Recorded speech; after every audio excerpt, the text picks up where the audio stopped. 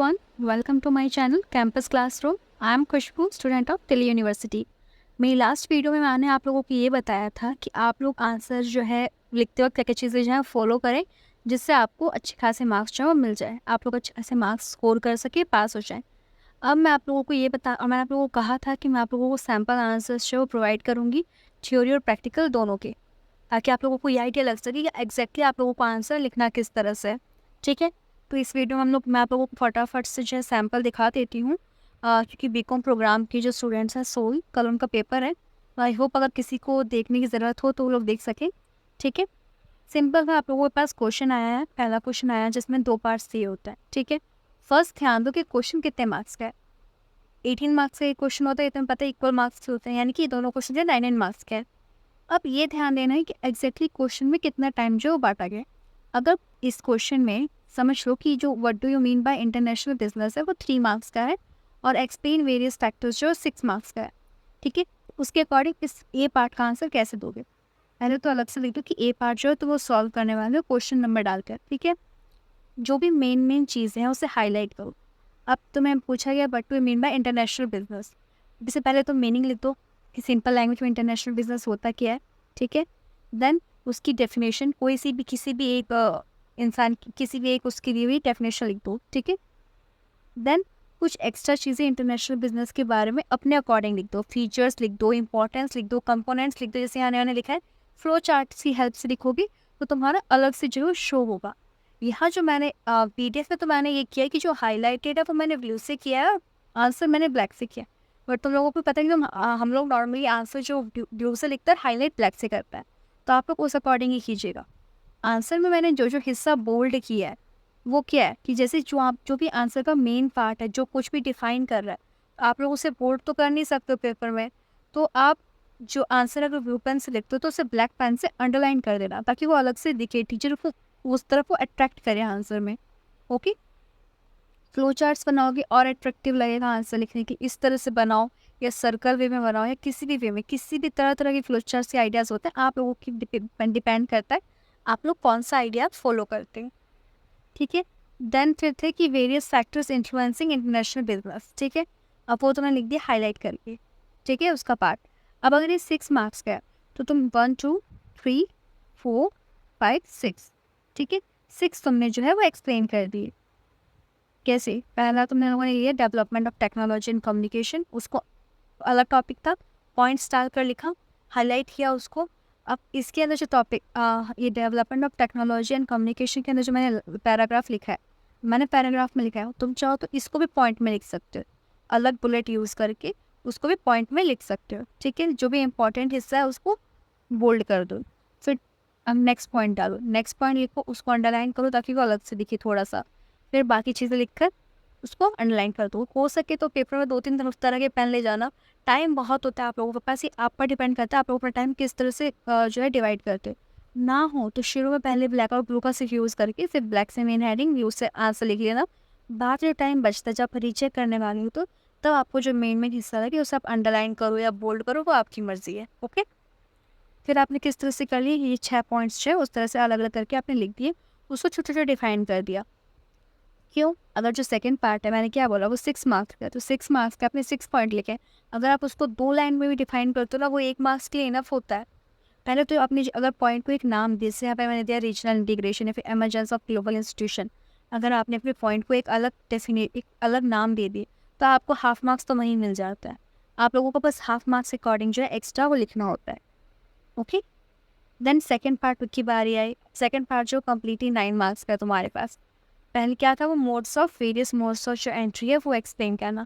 तो पहले तो क्या करूँ, 1 से 2 मार्क्स के लिए जो आपके 9 मार्क्स है उसमें से 1 या 2 मार्क्स के अकॉर्डिंग जो है मोड्स ऑफ एंट्री क्या होता है उसको एक्सप्लेन कर दिया है, एग्जैक्टली किस किस बेसिस पे जो है डिवाइड किया जाता है, किस कौन कौन से बेसिस पर है, उसमें जो इंपॉर्टेंट फैक्टर्स थे उसको तुमने अंडरलाइन कर दिया। अब फिर जो है तब उसके बाद जाकर मेन आंसर पर आना। ये इंट्रोडक्शन था कि क्या क्या है, किस तरह से होता है, क्या होता है मोड्स ऑफ एंट्री, क्यों कैसे डिवाइड किया जाता है, ये सारी चीज़ें। ठीक है, देन जाकर आप मेन पार्ट पर आओगे कि मोड्स ऑफ एंट्री क्या क्या हैं। फ्लो चार्ट बनाया सर्कल वे में, उसमें सारे लिख दिए नाम। आप लोग चाहो तो ना, आप लोगों को अगर जितना आप लोग एक्सप्लेन करना चाहते हो, अगर आंसर आपको 9 मार्क्स का देना है तो आपने इंट्रोडक्शन में 1 मार्क्स कैरी कर लिए। अब आप 8 मार्क्स के अकॉर्डिंग जो है वो डिफ़ाइन कर सकते हो। अब इसमें आपकी मर्ज़ी है, या तो आप 8 अलग-अलग मोड्स डिफ़ाइन करो, या तो आप 4 मोड्स डिफ़ाइन करो, बट 4 मोड्स को इस तरह से इतना डिफ़ाइन करना उसमें कि वो जो है ना 2-2 मार्क्स कवर कर ले, ठीक है? अब यहाँ तो क्वेश्चन में आपको एडवांटेजेस और डिसएडवांटेजेस दोनों बताने के लिए गए थे, तो अगर आप 4 भी एक्सप्लेन करोगे ना तो आप अच्छे से कवर अप कर लेगा, बट मैंने ज़्यादा एक्सप्लेन कर दिए हैं सिर्फ आप लोगों को दिखाने के लिए, ओके। बट फ्लो चार्ट में जब आप फ्लो चार्ट बना रहे हो तो वहाँ पे आप एक्स्ट्रा पॉइंट्स भी ऐड कर सकते हो, जैसे कि एक्सप्लेन बेशक आप 4 को करो, बट फ्लो चार्ट में आप 4 से ज़्यादा पॉइंट्स जो ऐड कर सकते हैं, अट्रैक्टिव लगता है और सामने को पता चलता है कि आज बच्चे को और भी नॉलेज है। फिर आप लोगों ने पॉइंट लिया, उसको मेन अलग तरीके से लिखा, थोड़ा सा एक्सप्लेन किया, फिर एडवांटेजेस डिसएडवांटेजेस लिख दिए, ठीक है। फिर छोटा सा सेकंड पॉइंट लिया, उसको थोड़ा सा एक्सप्लेन करके एडवांटेजेस डिसएडवांटेजेस लिख दिया। ऐसे ही अलग अलग सारे पॉइंट्स लेने हैं, उसको अलग से डिफाइन करके थोड़ा सा लेके फिर एडवांटेजेस और डिसएडवांटेजेस लिखते जाना है। मेक श्योर करना ये है कि आप लोग उस समय ध्यान दो कि आप लोग, मैंने इतना लेंथी आंसर लिखा है बट आप लोगों को इतना लेंथी आंसर नहीं लिखना है। आप लोग ये ध्यान दें कि एग्जैक्टली आपका जो आंसर है वो कितना मार्क्स कैरी करता है, उसके अकॉर्डिंग आपको क्या लिखना चाहिए। टोटल क्वेश्चन 18 मार्क्स का होता है। 18 मार्क्स के लिए अगर आप 6 पेज लिखते हो तो इनफ होता है। थ्योरी में कह रही हूँ, थ्योरी में अगर आप 18 मार्क्स के लिए 6 पेज लिखते हो तो इनफ होता है। प्रैक्टिकल तो बेसिस डिपेंड करता है वो क्वेश्चन कितना है, आप उस क्वेश्चन को सॉल्व करने में कितना टाइम लगता है, कितना क्या लगता है, ठीक है।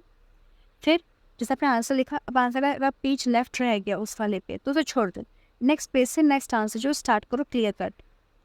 प्रैक्टिकल क्वेश्चन की बात करते हैं, आपको प्रैक्टिकल क्वेश्चन में दिया हुआ है प्रॉपर, आपको इसमें कॉस्ट शीट बनाना है, प्रॉफिट एंड लॉस अकाउंट बनाना है, और क्या कहते हैं रिकॉन्सिलेशन स्टेटमेंट बनानी है। यहाँ पे मैंने पिक्चर पेस्ट किया है, ठीक है, तो इस पर ज़्यादा ध्यान मत देना, सिर्फ आप लोगों को समझाने के लिए पूरा क्वेश्चन किया आप लोगों ने, ये बनाया प्रॉपर। लास्ट जो फाइनल आंसर होता है जहाँ पे 50 लाख जो था वो आंसर था, उसको क्या किया, हाईलाइट कर दिया। अब आप लोग हाईलाइट भी कर सकते हो या फिर बॉक्स बना सकते हो। अगर कोई फार्मूला है उस क्वेश्चन में, आपके क्वेश्चन में, तो आप लोग उस फार्मूला को बॉक्स के अंदर पुट कर सकते हो, ठीक है। फिर आपने इसी तरह से ईजिली क्लियर कट करके आप लोगों को आंसर जो सॉल्व करना एकदम प्रॉपर फॉर्मेट फॉलो करते हुए, प्रैक्टिकल क्वेश्चन में जो भी क्वेश्चन आपको दिया हुआ उसके अकॉर्डिंग, ओके। तो इसमें मैंने ज़्यादा नहीं लिए, इसको मैंने सिंपली सॉल्व किया। प्रैक्टिकल क्वेश्चन की आदत हर किसी को होती है, क्योंकि हम लोग जो है अगर प्रैक्टिकल पेपर की तैयारी के लिए जाते हैं तो हम लोग मोस्टली सिर्फ प्रैक्टिकल क्वेश्चन ही देखते जाते हैं, थ्योरी क्वेश्चन पर हम लोग बहुत कम ध्यान देते हैं, ओके।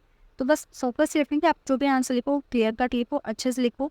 ये सारी चीज़ें आपको पहले भी समझाई थी वीडियो में कि कैसे करना है, क्या करना है। ये तो मैंने सिर्फ आप लोगों को एक्सप्लेन करने के लिए अलग से बना दिया है।